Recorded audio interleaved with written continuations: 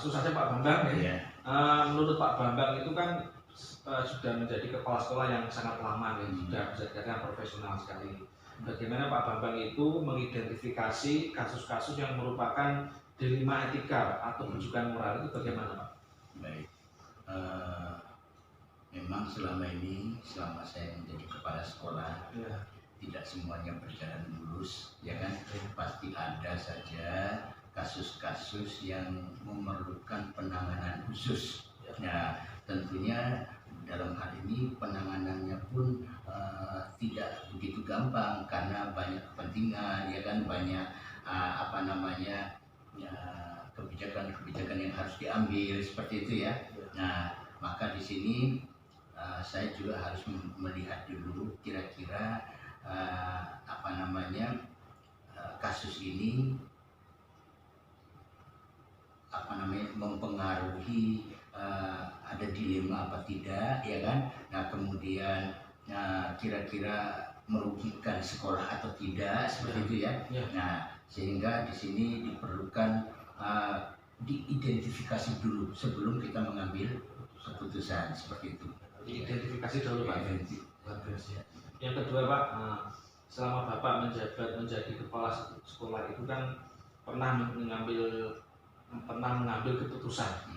Apakah itu misalkan keputusan itu ada dua kepentingan Pak, yang sama-sama benar? Kira-kira Bapak memilih yang mana? Oh begini, baik. Kita ambil contoh saja ya. Kalau misalnya di sekolah kita ini ada tanda kutip guru yang terlalu keras dengan murid, sehingga mungkin bisa dikatakan ada semacam kekerasan fisik seperti itu ya.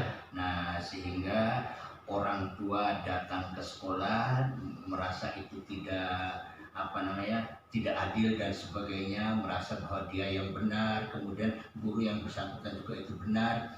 Nah, maka tentunya di sini saya selaku kepala sekolah tidak bisa mengambil sendiri keputusan itu ya. Maka kedua belah pihak kita pertemukan, kemudian dibantu dengan staf-staf yang ada di sekolah, kita selesaikan. Nah, tentunya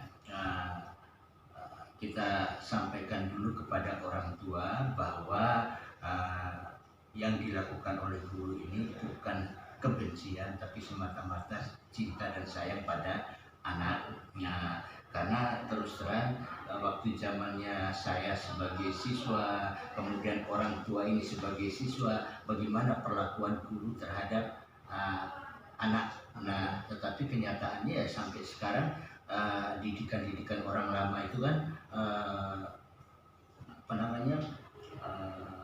baik gitu ya. Nah, maka nanti kita memberikan penjelasan yang lengkap dulu, kemudian berikan pemahaman baik itu dari segi orang tua maupun dari segi guru. Ya, bukan berarti walaupun dia guru kita biarkan dia berbuat semacam itu, tetapi kita harus memberikan pengertian-pengertian untuk di kemudian hari pendekatannya itu lebih persuasif.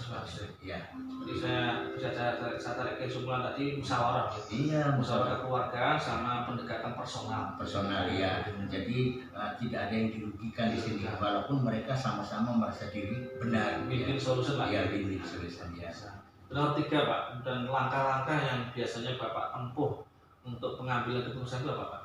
Oh ya, seperti yang sudah saya katakan tadi, bahwa sekolah ini bukan jangan mentang-mentang saya kepala sekolah maka saya mengambil keputusan dengan sendiri. Nah, karena kita ini adalah pimpinan yang kolektif kolegial ya, yaitu gabungan dari beberapa orang ya. Nah, di sini saya punya waka, punya KTU, punya guru-guru BP, guru BK ya kan.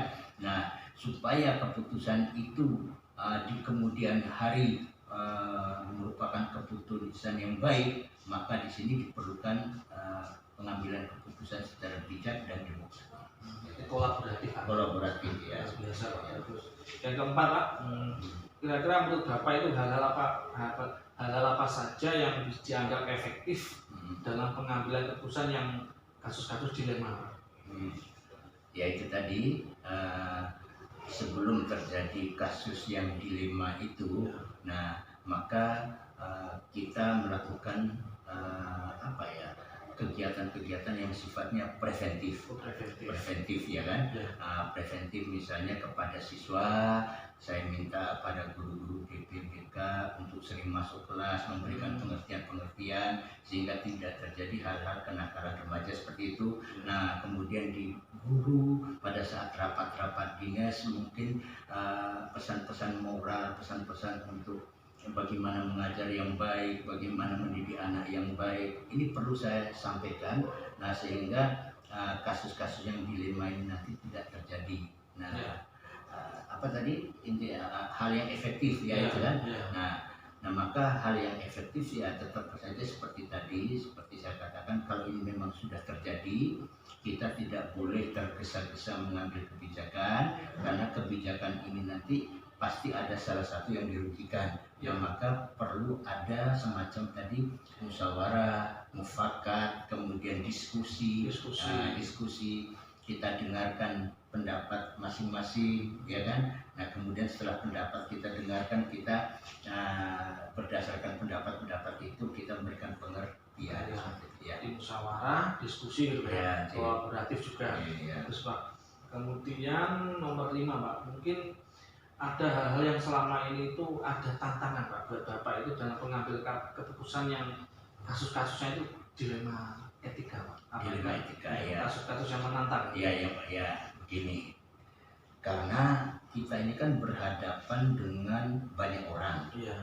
Baik itu siswa maupun guru yang mempunyai tabiat yang berbeda-beda, ya kan? Karakter yang berbeda-beda. Ada karakter orang yang bisa diajak bicara, ada karakter orang yang agak mokong, yang bandel, ya kan? Ada karakter orang yang walaupun sudah diberitahu tidak mau berubah. Nah, itu baik guru maupun siswa pasti ada. Ini tantangan bagi kita.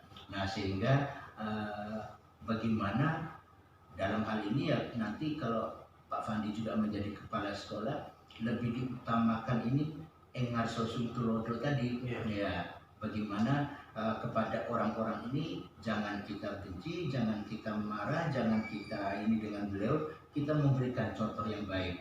Nah, sehingga dengan melihat cara kita berbicara, cara kita ngobrol dengan mereka, sehingga nanti karakter-karakter yang sifatnya kurang baik tadi bisa diminimalkan. Ya.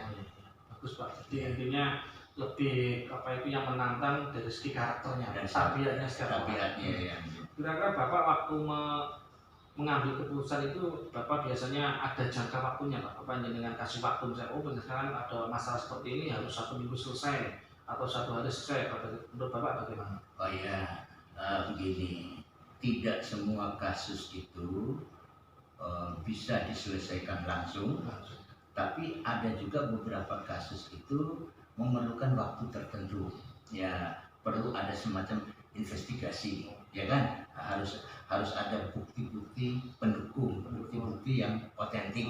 Ya, otentik. Sehingga ada kasus yang tidak terlalu berat, kemudian bisa diselesaikan saat itu juga. Tapi ada juga kasus-kasus yang misalnya, waduh, kalau ini nanti kita mengambil kebijakan, keputusan bisa jadi merugikan salah satunya, ya kan? Misalnya siswa kita keluarkan, maka masa depannya dia bagaimana nanti. Kalau kita tetap pertahankan, bagaimana kata yang lain, ya seperti itu ya. Ini kan membutuhkan pemikiran yang agak lama. Nah, maka dari itu kalau seperti kasus-kasus semacam ini, kalau itu istilahnya sudah menjadi konsumsi umum, semua orang pada tahu, ya maka tidak ada jalan lain, maka ini perlu diambil kebijakan yang tegas. Tegas. Tetapi kalau misalnya selama ini istilahnya bukan merupakan konsumsi umum, ya kan? Nah, bagaimana kita menyelamatkan anak tersebut kalau itu anak, ya seperti itu. Ya, bisa kita kesimpulan bagi Bapak misalnya mengambil keputusan itu kondisional kan? Kondisional ya. Tergantung investigasinya, jenis masalahnya apa seperti itu. Ya, seperti itu. kira-kira ada nggak orang yang biasanya membantu Bapak dalam mengambil keputusan atau faktor-faktor yang mendukung Bapak? Oh iya, nah tentunya kalau di institusi sekolah semacam ini, ya kan, tentunya setiap sekolah baik itu swasta maupun negeri pasti ada yang namanya guru bimbingan konseling, ya kan. Nah kalau itu terkait dengan siswa, nah maka nanti data-datanya bisa diambil dari guru BK.